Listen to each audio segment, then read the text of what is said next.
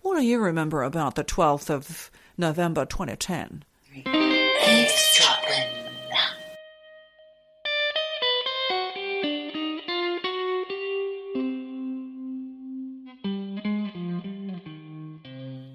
Oh, Michelle, there you are, home at last, roosting, sitting atop your nest. I am, with curly hair. I've got curly hair. Great. No, it's not great.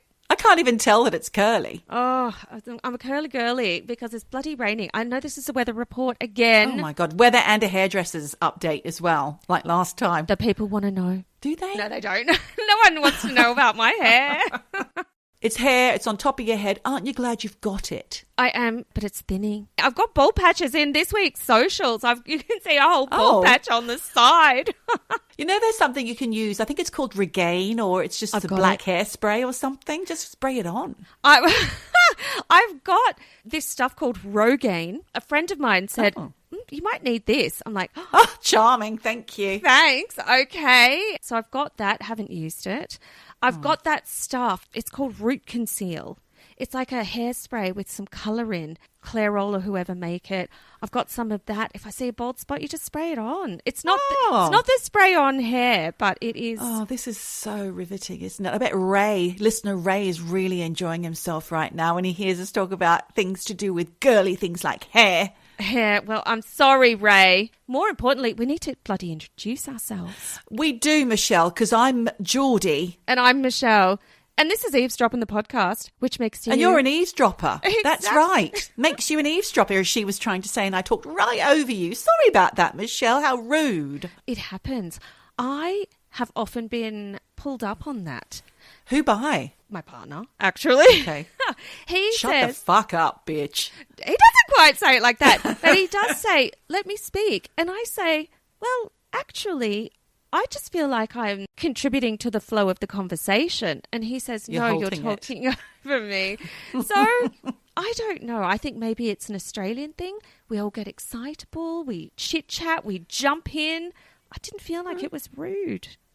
Well, it's interesting that you raised that because having just completed 4 years of counselling training, that is the first thing you learn, which is to actively listen. Now, being an active listener is like non-verbal encouragers. Nods. I'm doing it now. Yes.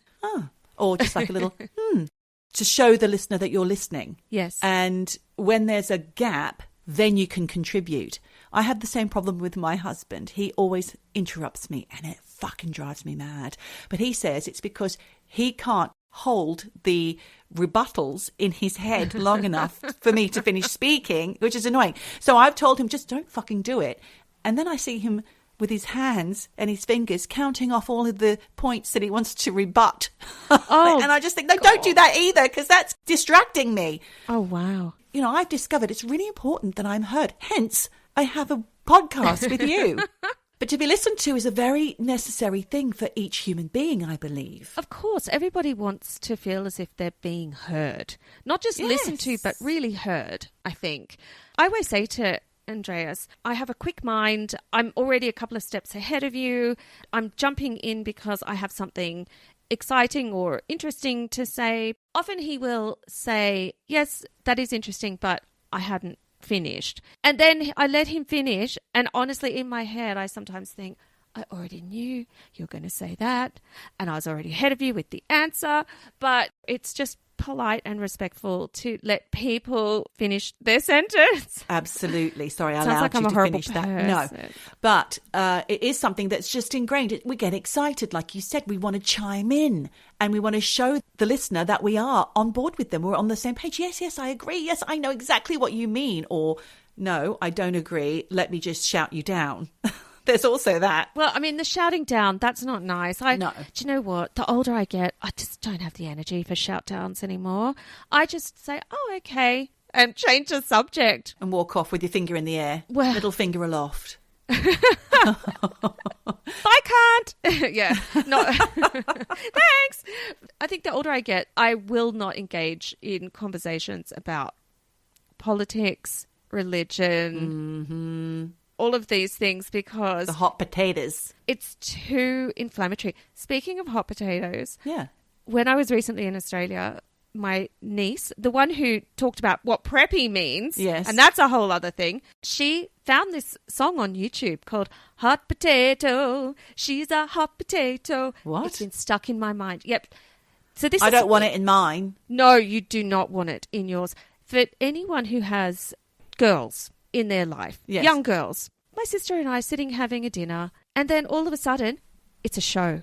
We're dancing. Yeah. I used to do that. They'd put on makeup, yeah, costumes. Pair of tights on their head as long hair. Well, they had their hair flipped over. Mum's padded bra. Yeah, they had it all on. I spent whole weekends in my mother's padded bra when I was about 9. Whole weekends. Yes. And then it would be water balloons in one of her bras. I've done all of that. I even wore Mum's platforms. Actually, they were the neighbours' platforms who gave them to Mum. To school because I was obsessed. I'd had them on all weekend. I was like, no, I'm going to school in these.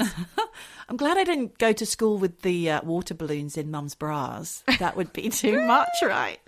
But yes, we were treated to a show and about 17 repetitions of hot potato.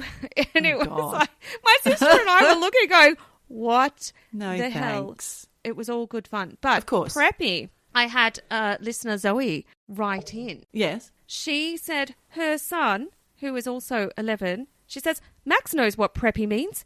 He says, it's like cute. And she said, would fans of Olivia Rodrigo say it? And he said, yes. Who's that? Well, Olivia Rodrigo is the hottest singer going. Tickets went on sale in Australia. They were the hot potatoes. You could not get one. Hot potatoes. You could not get one for love nor money. Oh. And the girls are going. They managed to get tickets. Oh, good for them. Preppy. Okay, that's preppy. Speaking of all the new fashionable young singers and performers who are out there, on my Instagram feed, I often see people, I have no idea who they are, and they're performing in front of huge audiences, huge stadiums.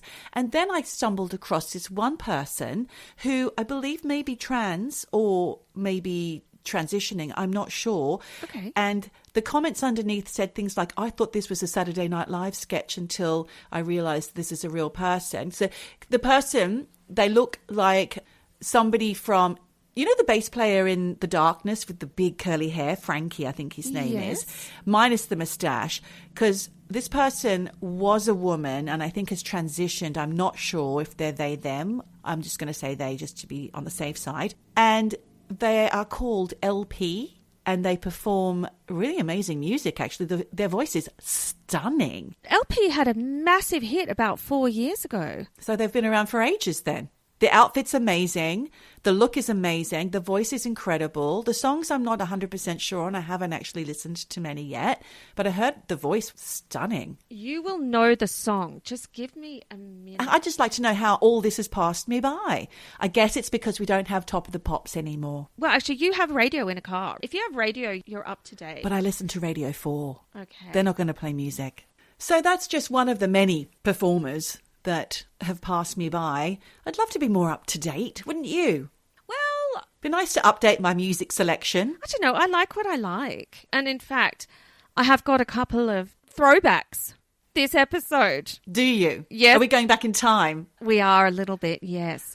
And any opportunity, I go back and look because I love it. I love seeing what was on the Billboard top charts. Top 40. Yes. Top charts, Top of the Pops, etc. Yes. Oh. Why don't you just tell me all about it then, Michelle? What is it? My story is not about charts, but this week I am looking at a hometown murder.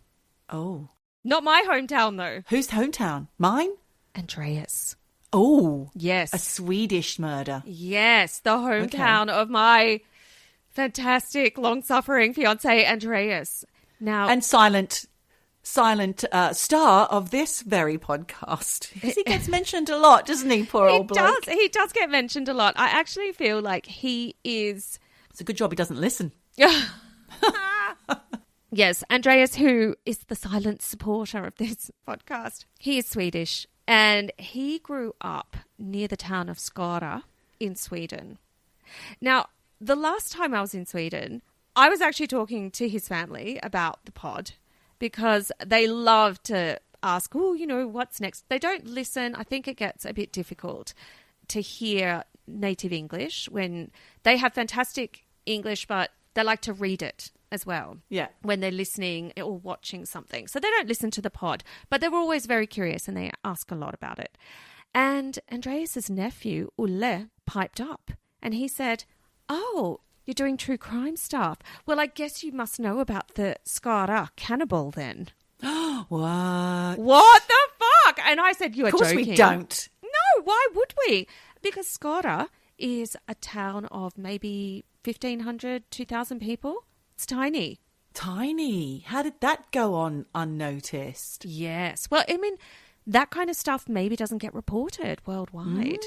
So I decided to look into it. And sure enough, Geordie, it's true. And it's crime. And it happened in the middle of nowhere in Sweden. Murder, murder. It's true. And it's crime. Crime time. It's crime time. Murder, murder. Crime time. We are going back to the 12th of November, 2010. Did you actually have to ask the people of the area? Did you go around doing an interview style? What do you remember about the 12th of November 2010? Well, do you know what? No, because I did all the research here. I just remembered that, oh my God, the Skara Cannibal. I've got to look that up. But I'm going there soon and maybe I'll do some vox pops. What do you remember? Because people know. When Ulle was telling me about it, he said he lived in a part of Skara, which is known to be quite a druggy little area. And that there were people who were doing things like just getting fucked up on drugs. And his friends' parents came home one night just to find this guy in a pool of blood in their bathtub. Yeah. Oh. So I think it is a real thing and it's a real story that people, it's folklorish, you know, or folkloric. And it's only from 2010. From 2010, yes. Good God. Yes. So obviously, you know I love a little music throwback. Go on then. I went to 2010. Na na na na na na na na. I just think that's the only music that they listen to in Sweden. Are we doing the Swedish top 10? No, I didn't. Oh. Should I do that? I should have done that. I mean, you wouldn't know any of it. You know, they've got their whole gaggle of Swedish artists that we've never heard of. So I did look instead at number one hits in the UK in 2010. Okay, better. Yeah. Geordie, I've got to say, it's pretty dismal. Loads of stuff. I was having a baby then, so I would have been out of the loop, definitely. Let's see if I know them. But there was a lot of stuff I didn't even know or remember. So I just looked at basically what were the number one hits in the year 2010. And I just picked out the ones I knew. So we've got La La Oh Gaga Bear Romance. Gaga. Yes, we've got Lady Gaga. Yes, Gaga. Lady Gaga. Lady Gaga. We also have CeeLo Green. So fuck you. Oh. Woo-hoo-hoo. That was in there. And they were the only two I knew. I don't know that one. You don't know? What? No. Hang on. Oh, yes. Fuck you. Yes, I do you know get it. You do know it. It's classic. But they wouldn't have had that on the radio. No, they had... Fuck you. Fuck you. It was called something else, like not fudge you or... like it was so... They did change Flock you. Crock you. What could it be? Frock you. Or cluck you. It was something. Cluck they you. did change the word so it was suitable, safe for radio. But look, for me, 2010, bit of a dud. Soz. So that's it, just two songs. Gaga and CeeLo Green. Yeah, that's all I knew. The rest were all like songs by Flo Rida that I didn't know and all like a lot of R&B stuff and I don't know. Other people. Well, we'll give that a miss. I did. Yes, other people, if you were enjoying music in the 2010s, then do write in. You know, we love that. We do love it when you write in. But no, this time, 2010 in the bin as far as music goes. So, back to the Skara. I wish I had a bin noise that I could make right now. Oh, do you know what? I'll go online and we'll find one. We should have a boom, in the bin. No, in the bin. Back to the Skara Cannibal. Okay. So, his real name is Isakin Jonsson. Anyone looking at his name, it looks like Johnson. Jonsson, like whatever. But it's Jonsson. Jonsson. You're not allowed to pronounce it any other way. The rest of us can do what we want. Exactly. But you're not allowed because you've got a very stern Swede. Who will pick me up on my Correcting pronunciation. you. And I'm on to my Yes. 257th day streak on Duolingo Swedish. Well So I done. am learning the pronunciations. Good. This guy, Isakin, was born on October 14th in 1978 in the small town of Köping in Sweden. If you saw this written, it's like going to IKEA. K-O with 2 dots, P-I-N-G. That's pronounced Köping. Chirping. Thank you, Duo. Yes. Now, at the age of 2, the family moved to Västerås. Sounds like Westeros. That's what I was going to say. Any Game of Game of Thrones. Thrones fans out there, they totally ripped off Westeros from Sweden. They have to have, because it is exactly the same. But anyway, moving on. Turns out, unsurprisingly, Isakin, he did not have a happy home situation. You know, he was one of those kids who was in and out of institutions during his childhood. You know, he was busted for drugs. He was stealing shit. You know, he was getting picked up by the cops. He was just doing bad stuff. And by the age of 22, he had fathered a daughter. Oh, Yes. okay. I say it like that because, to be honest, It wasn't that bad. well, there's not a lot of info about this guy. Look, I mean, I just think he'd had a dodgy childhood. You know, he'd hooked up with this woman. I don't think he was with the baby mama, because I did read actually at some point by the age that this baby girl was 1, they'd already split. But, you know, there's not a lot of info out there. I think he just, you know, knocked her up. Maybe they were together for a bit. But basically, he had this kid reasonably young, not so young, 22. But I did look up the daughter, and she's got an Instagram and a YouTube called Jamie Lee Arrow. And she's now got a kid too. And she wrote a book called The Cannibal's Daughter. Oh. But I will come back to that later. So Wow. basically, from what I've read, Isakin was in and out of prison, and he did have serious mental health issues. What age did he start going to prison? Well, he was, you know, I think in and out of juvie. He was always being picked up. And Yeah. it was more prison, I think, is more like on remand. Not remand. Okay. He was just thrown in. He was in detention, that kind of thing. From a young age. From a very young age. What kind of things was he doing? Do you know? Like I said, stealing shit, drugs, Yeah. just bad stuff. Minor. Minor stuff, but he was in and out. He was doing it a lot. Right. Troublesome. Police were aware of him and that he was just one of those kids that were in and out of trouble all the time. In fact, in 2009, Isakin had been in and out of prisons and mental health facilities to the point where he was actually a mandated patient. What does that mean? Well, he was thrown into psych hospital, prison. But what does mandate mean? Instead of going to prison, they put him in psych hospital, prison. Oh, mandated. Yes. Is that a weird word? I don't know. I just don't really know what it means. Okay. Mandate. Well, he was put into psych prison rather than normal prison. Okay. Got you. It's basically a psychiatric clinic that is a lockup. Yeah, it sounds like Broadmoor. It's pretty bad. It's where the Yorkshire Ripper is. Right. Well, was till he died. I think he's dead. Can't remember. I can't remember either. He was put into this psych clinic, prison, in Borås, which is where he met a woman called Helle Christensen. So it was a mixed prison. Yes. And I think it was pretty low level. So I think it was, you weren't allowed to leave the facility. Yeah. I think it's a pretty soft psych clinic. So he met Helle there, and both of them had a string of criminal convictions. Both of them had mental health issues. So, of course, match made in heaven when they met. Great. At that time, Helle had 5 kids, all living with their dads. Oh, how old was she? Same age. 22, not 22. How old are they now? 2009. He was born in 78. So what's that? don't do maths. Well, he's 29. Okay. No, 31. All right. 31. They weren't young anymore. They were in the their maths. 30s or thereabouts. Okay. Yes. Got it. Exactly. She had 5 kids, all living with all the different dads. Yeah. And when she and Isakin got out of this psychiatric clinic, they were unhindered by kids.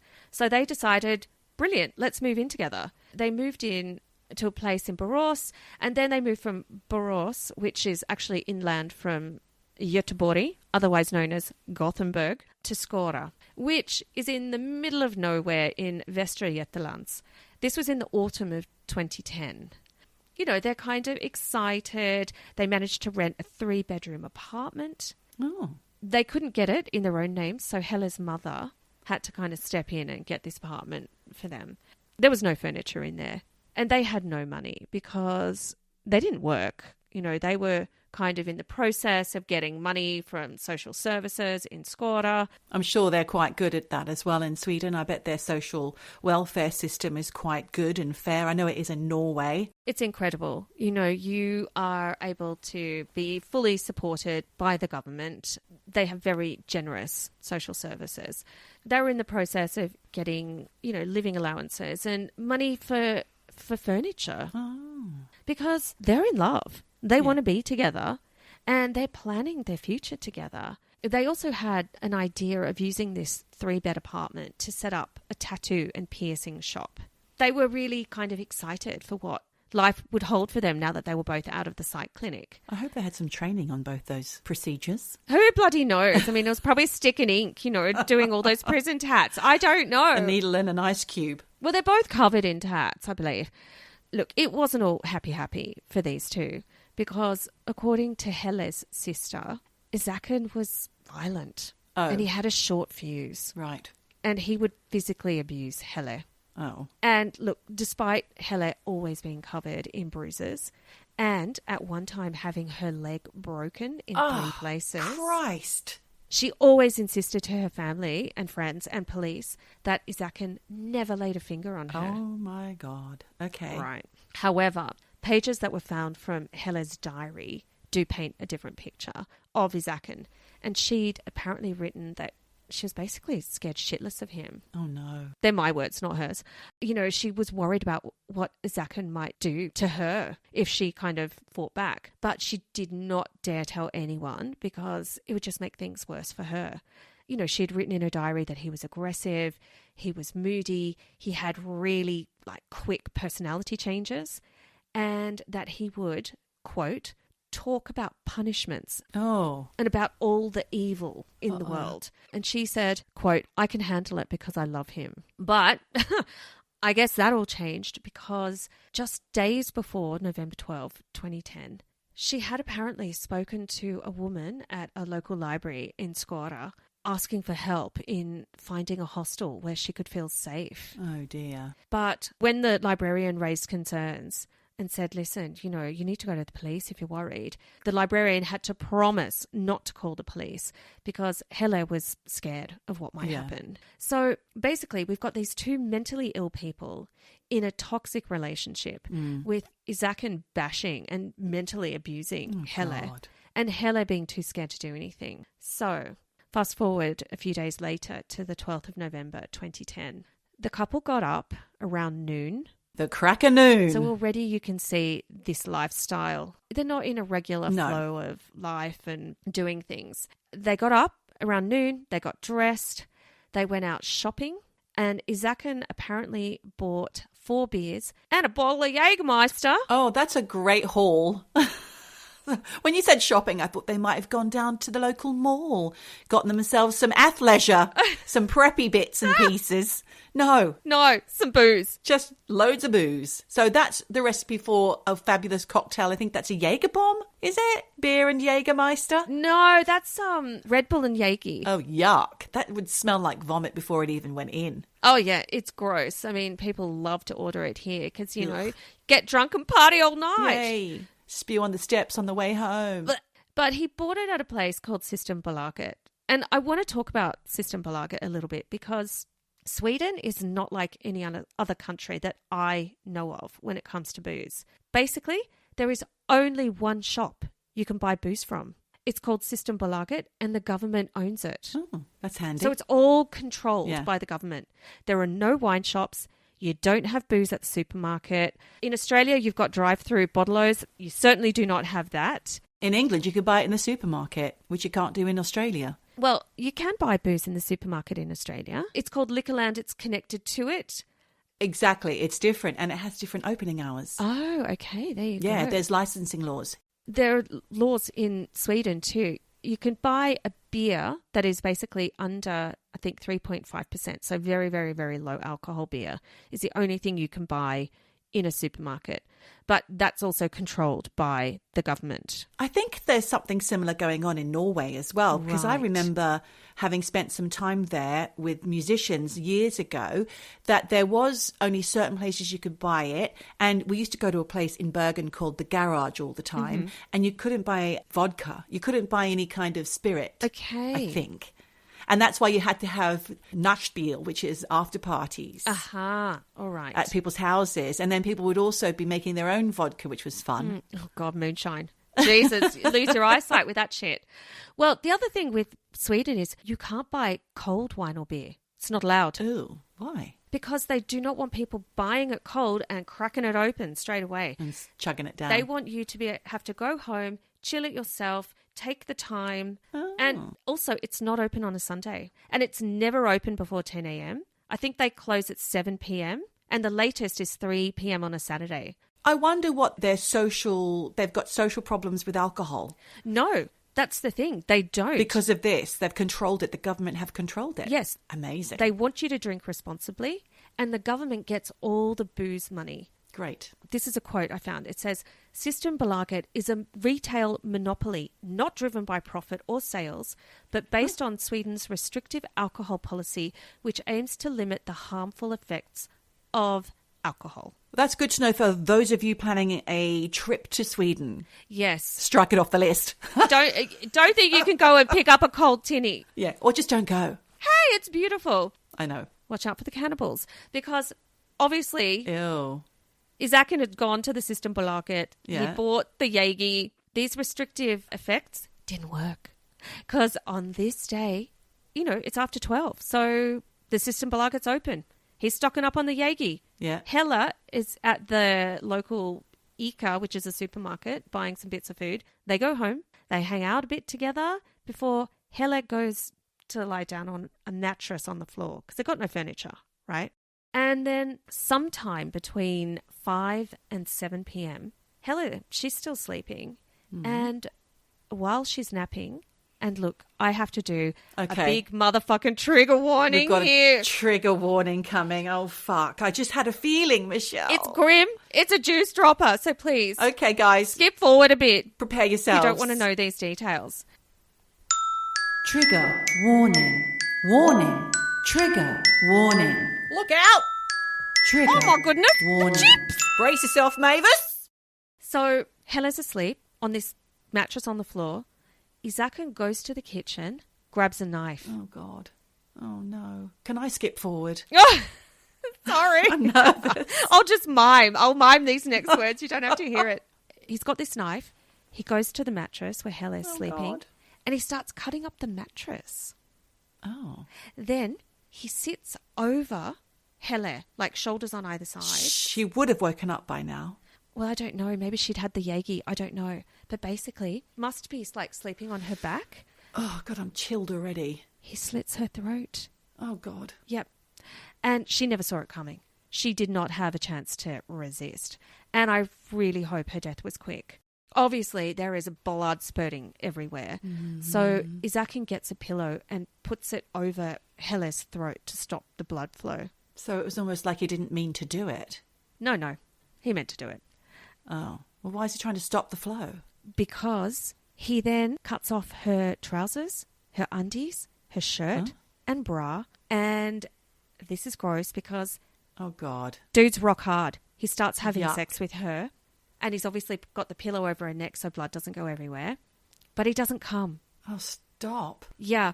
So with that out of the way, he then gets a knife and a saw and an axe. Oh, fucking hell. The next thing he wants to do to Helle is sever her head from her body. Oh, God. So he does.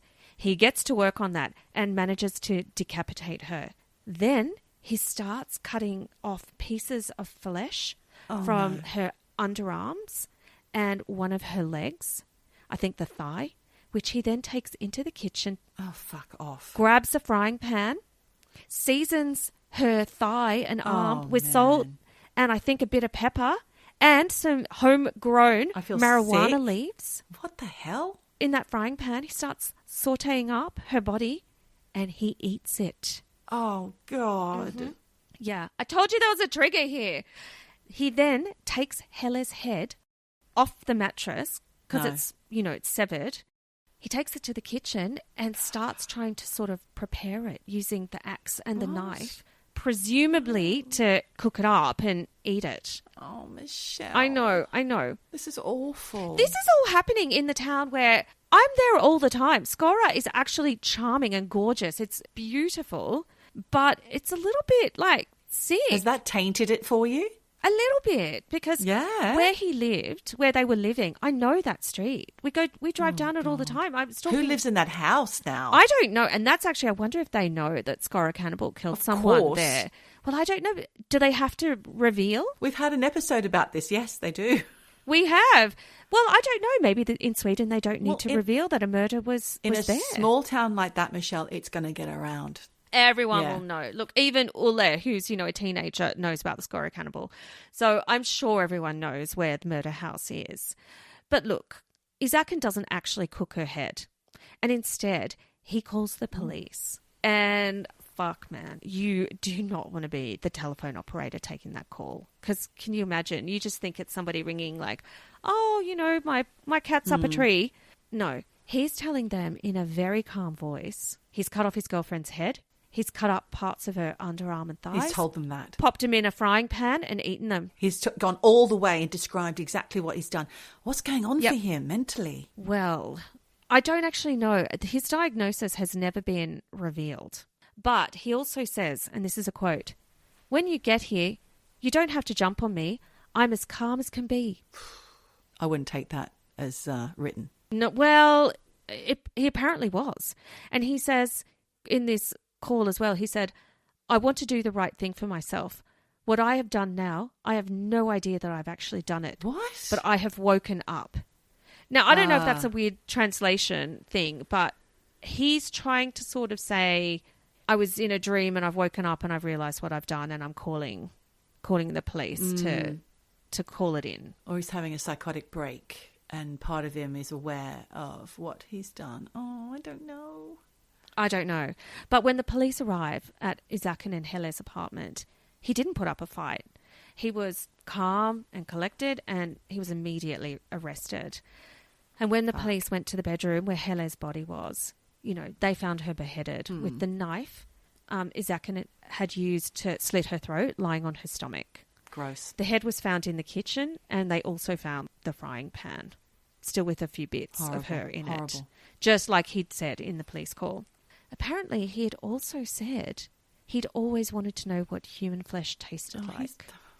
Just keep wondering, mate, because you don't have to eat it. No. And then the police found true crime movies in the apartment, including Green River Killer. Oh, that is one of the worst serial killers I've ever heard about on all of those fantastic other true crime podcasts which are out there. Yes. Yep. That's appalling. That is a real dark. Horrible, dark man. Yep. About American serial killer Gary Ridgway. They found him. Yes, they know who he is. Yeah. He also had the Wonderland murders, about 4 unsolved murders in LA in 1981. Is that the porn link with John Holmes? I don't actually know, but they're unsolved. And they happened in 1981. Yes. And, Geordie, if there is any reference ever to the 80s, yes, I'm going to go and look and see what was number one. Now that's a sweet ride. Juice dropper. Now that's a sweet ride. Juice dropper. I'm confused. Don't drop your juice. Juice dropper.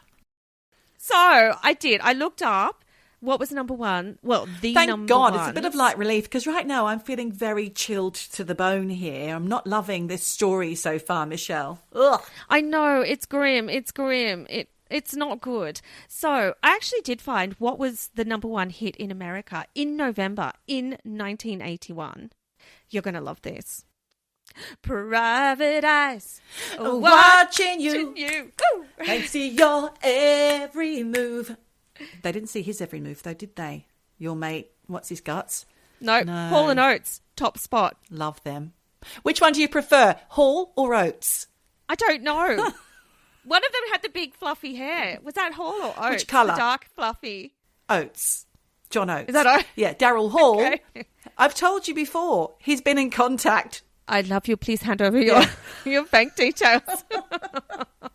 I guess he must be a listener. Oh, he is. He's an eavesdropper. But number 2 on the Billboard Hot 100 in November 1981. Yeah. Stop Me Up. You stop me Rolling up. Stones. That's the one. Number 3 is an Aussie. Who is it? Olivia. Let's get... Yes, Physical. you knew, it's Livy. Physical. Yes. I've heard that song a lot recently. I don't know why. And Geordie, the hits keep coming. Okay. I've been waiting for a girl like you. Yeah, Exactly. Foreigner. Although number 5 is Trying to Live My Life Without You by Bob Seger. Don't know that one. Don't know that one. No. So there you go. 1981 with the bullet. Fantastic. But back to the Skara Cannibal. Okay, thanks. Well, just give me a moment just to prepare myself. Yes. Okay, I'm in the room. I'm in the place. You're I'm in the place. Here I am. Okay. Yeah. Calm. So when police first interrogate him, he said he was dangerous when he didn't take his meds. So I'm assuming he hadn't taken his meds that day. You think? He also said he and Helle had had a fight that day and that he had no idea what triggered his kind of rage towards her that led him to want to murder her and eat her that day. Oof. And this is a quote. And honestly, again, I don't know if this has been lost in translation because it sounds a bit weird. But Isakin apparently said, I can be perceived as unaffected, but when it happened yesterday, I was in someone else's guise. Someone else acted in me. Mm-hmm.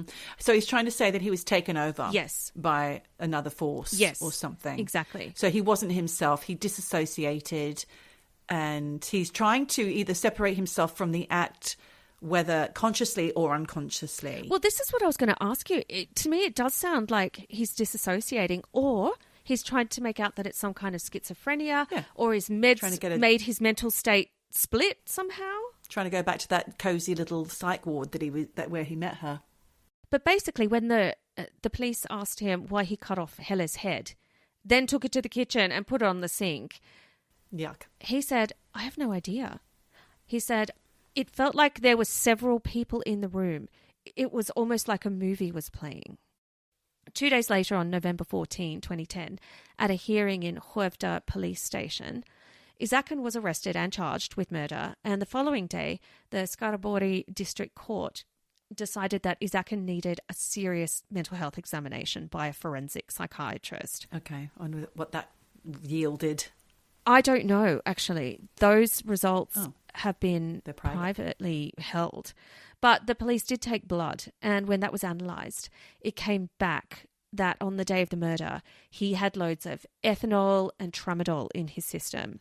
And tramadol is classified as a narcotic in Sweden because it's basically an opioid used for pain relief.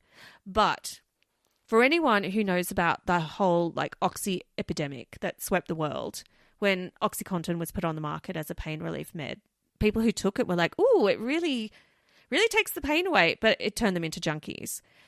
You can see that, the tramadol combined with an unstable mental condition and some Jaeger was basically like putting gasoline on a fire. Bad mix, mate. So 4 months later, on the 11th of March, 2011, the trial against Isakin began in the Skara District Court.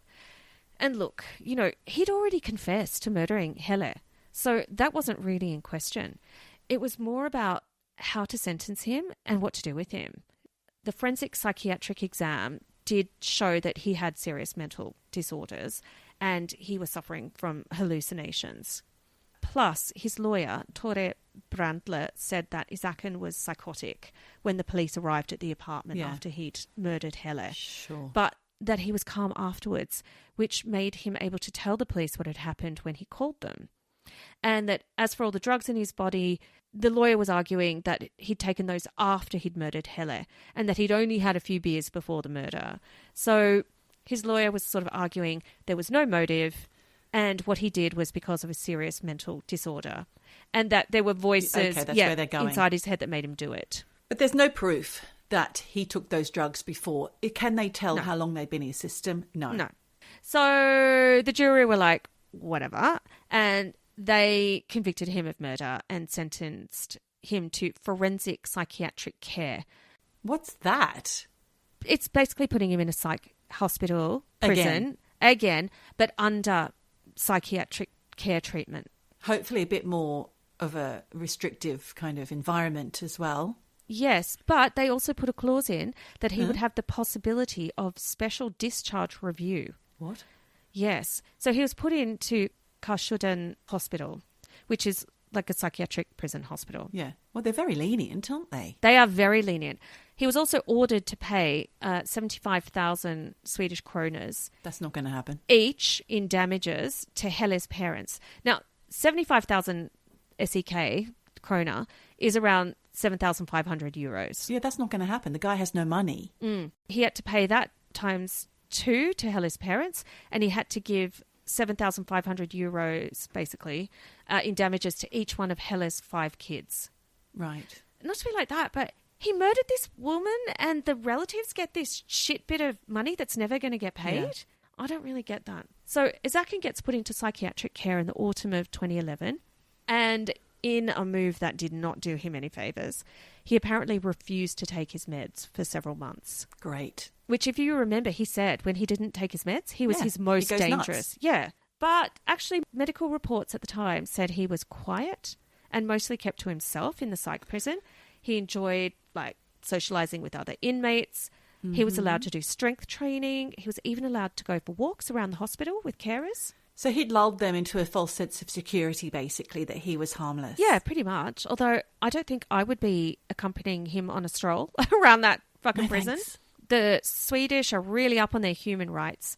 So I guess, he's entitled to suck up some fresh air. Suck it up, mate. Suck it up! Suck up that fresh air. Suck that in.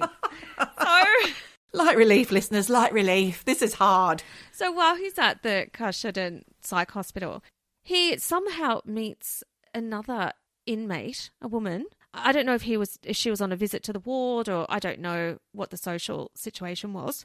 And I don't know the details around how they met. But he meets a woman called Michelle Gustafsson, known in the media as the vampire woman. Oh, God. Because in 2010, she had been convicted of slitting the throat of a 24-year-old father called Daniel Stenman. Good God. In Jakobsberg in 2010. What? They are both throat cutters. Oh, no. And look, apparently before she'd committed this gruesome act, she had a blog, and on it she'd been writing posts about how she was going to randomly cut the throats of people in Stockholm, on the metro. She also had pictures on this blog of herself where she'd posed for pictures all dressed up like a vampire with blood dripping from her lips and blood-covered knives and chainsaw. So obviously, Geordie, when the Skara Cannibal and the vampire woman locked eyes, love at first sight. Of course. And the pair became a couple on the 13th of November, 2011, after Isakin asked her to be his girlfriend on a chat on Windows Live, like a messenger app. I've got some queries here. If you're in a psych hospital, how are you allowed to go online and instant message people? That's a big question. I can't answer that. You'll have to write to the Swedish MP of your local area. Do you know what? I'm going to bring this up when I'm in Sweden next week. Bloody do it. Because I don't will. know if I'd sleep at night in your cabin in the woods. No. I'm not coming to visit anymore. You'll be okay. We'll put bars on the windows. There seems to be a lot of people into vampirism there. I don't know. I mean, 2 is more than enough, really, isn't it? For such a tiny town. In a small population, that is, yeah, it is, isn't it? Oh, don't say it like that. What's going on there? Is it all the darkness in the winter? Are they dysregulated? I don't know. Environments. I think there are cannibals in all societies, in all cultures. It's just, there seems to be well, she's not a cannibal. She's just a pretend vampire. I don't know if she actually sucked the blood of this guy, but she definitely cut his throat. I did actually hear, because I was thinking, where's the fucking punishment if you're allowed to go online and IM people? And I did read something where so many of the major scams around the world are orchestrated by dudes who are in prison. That makes sense. Yep, they're making coin, scamming people while doing time. So, if that's true, that's fucked up. But anyway, back to Isakin and Michelle.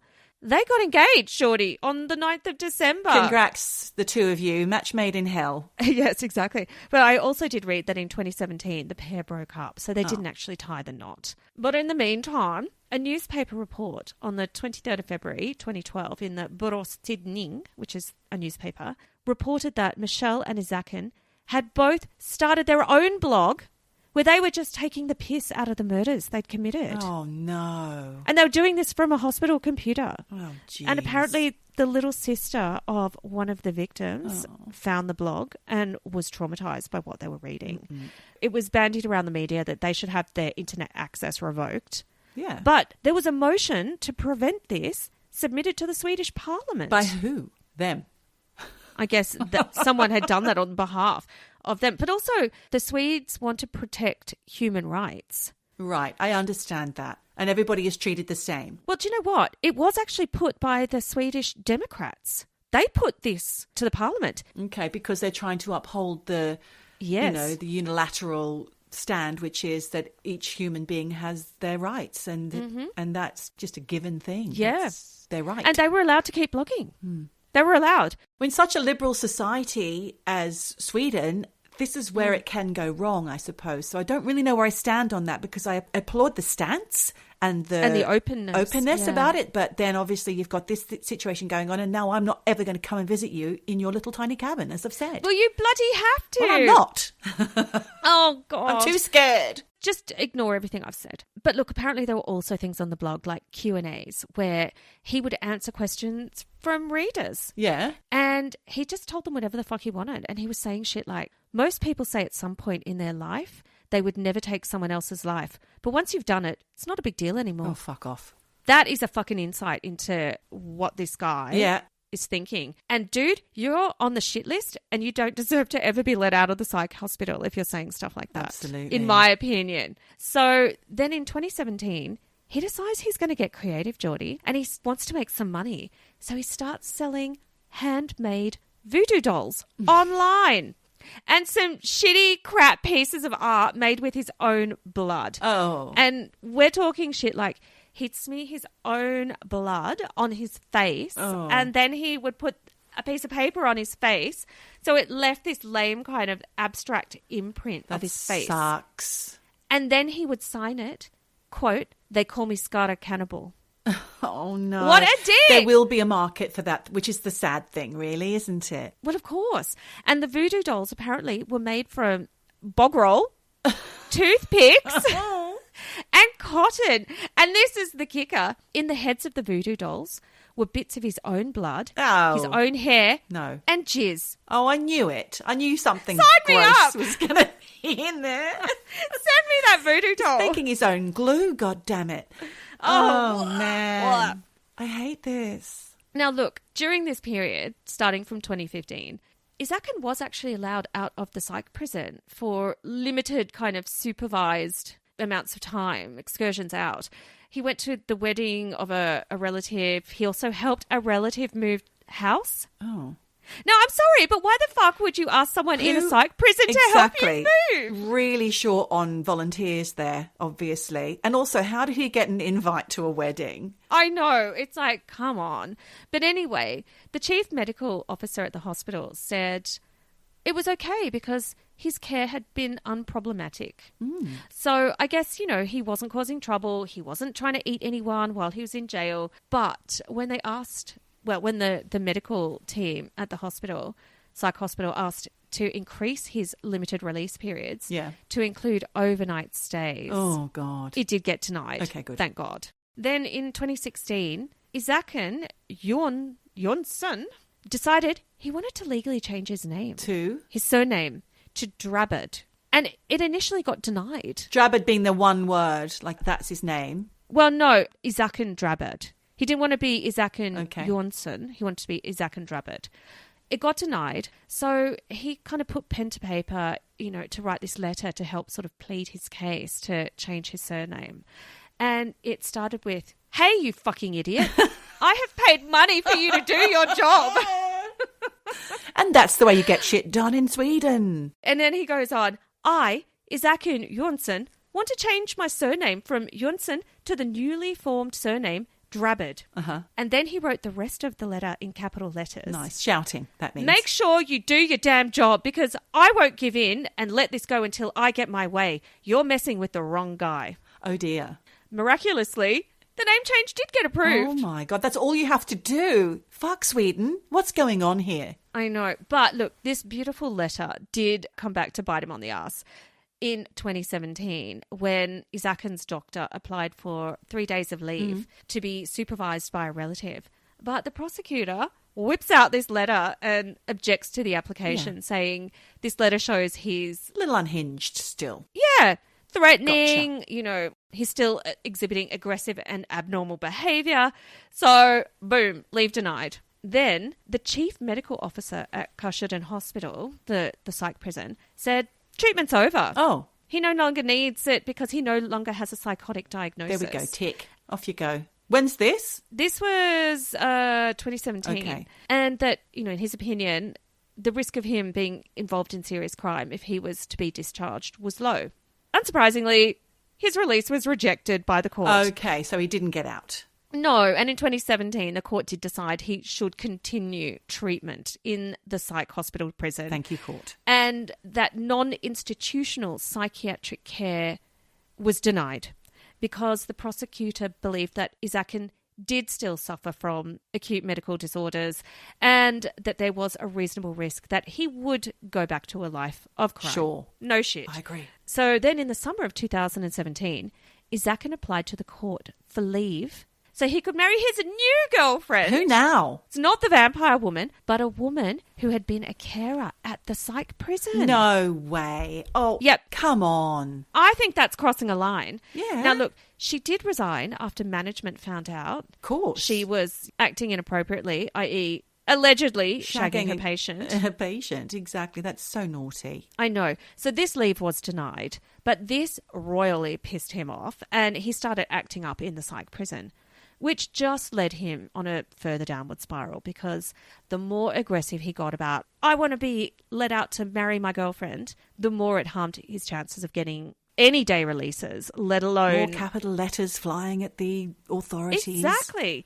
And the chief doctor at the psych prison did actually write in saying, yes, Isakin was a high-risk patient now. He was at risk of taking drugs if he was let out, which would lead to him getting more aggressive. So all leave applications were denied. Now, look, I actually don't know what's happened to the new girlfriend and if they're still together, but the daughter, Jamie Lee Arrow, apparently not her real name, pseudonym, she's now in her 20s. And like I said, she wrote a book about being the cannibal's daughter, all about her dodgy childhood, saying that he's her dad, yes, she loves him, but growing up, she remembers he was in and out of prisons. And there were times when years would fly by where they wouldn't see each other because she was living with the mum and had been since she was 1 year old. Although when she was 9, and this is how old she was when he killed Helle, she actually did begin spending weekends and holidays with her dad and the new girlfriend. What, Helle? With Helle, yes. So she says that Helle was lovely. Helle was lovely. Lovely. Helle was lovely and that she was very kind and caring and she would often say, I love you as much as my own kids. You're like one of my own. She said that was the kind of lovely part of going to see her dad and Helle.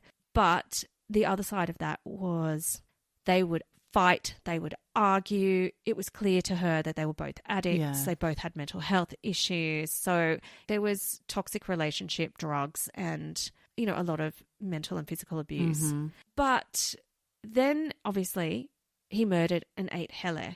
Yes. And this was splashed all over the news. And, of course, this meant that poor Jamie Lee was basically bullied and ostracised at school. Because everybody knew that he was her dad. And nobody would let their kids play with her. No. And, you know, she said it was just awful because, you know, obviously not only did she have to deal with the loss of Helle and how it happened. Pretty traumatic. Deal with the fact that her dad was a fucking cannibal. You know, she also had all of this shit going on for her. You know, these effects were hard on her. So I think she had a lot to deal with as a 9-year-old to come to terms with everything. She also says she was allowed from time to time to actually see her dad in the psych prison. Right. And she says in the book, and she talked about this in an article I read that I translated from Swedish. Google translated it, not me. Just in case anyone was wondering about Michelle's amazing translating abilities. Duolingo. Yeah. No, it's not me. Apparently he would say things to her like, I murdered Helle for you. What? I did it for you.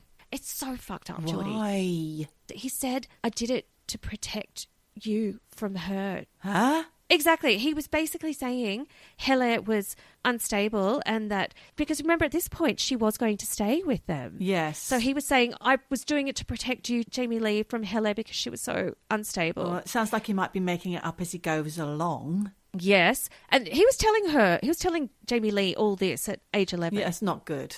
No. And he said he cut her up and ate her. He told her that?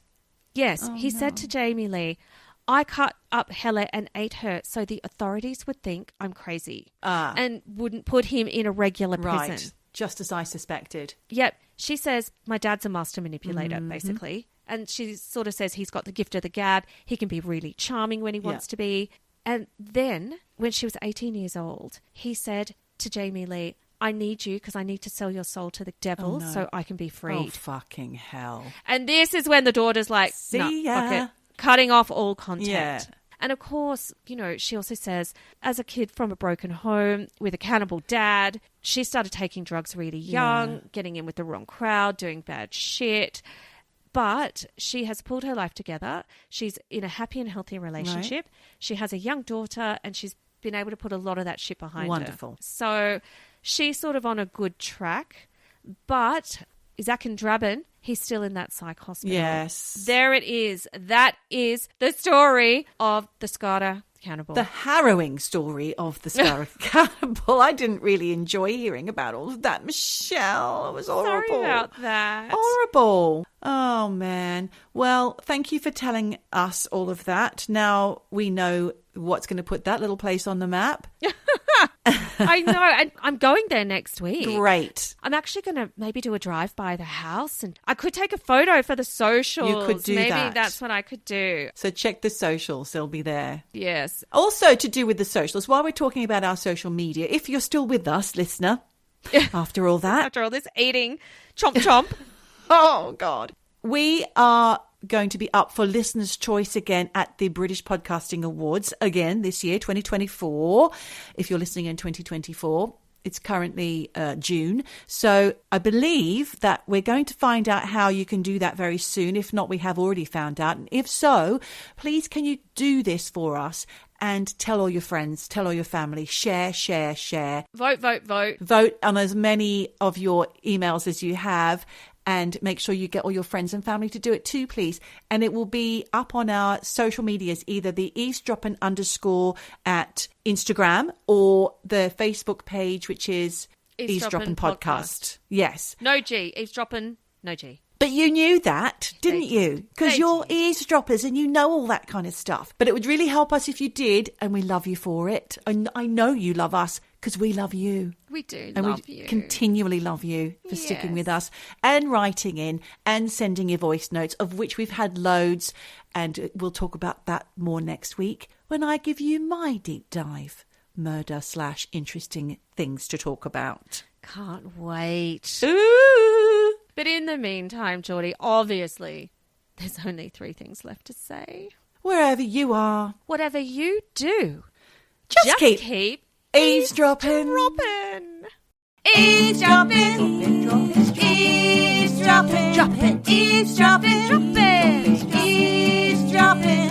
Eavesdropping. Dropping. Eavesdropping. Eavesdropping.